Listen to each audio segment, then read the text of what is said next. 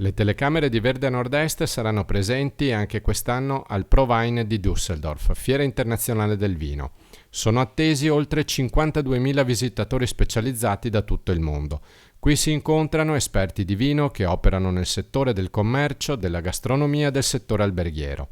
Gli espositori italiani sono 1.200 su 5.000 espositori provenienti da 47 paesi. Solo il 18% sono tedeschi, il resto tutti stranieri, a conferma del carattere internazionale del salone. A differenza di Vinitaly, al ProWein sono ammessi soltanto operatori di settore, cioè i buyers.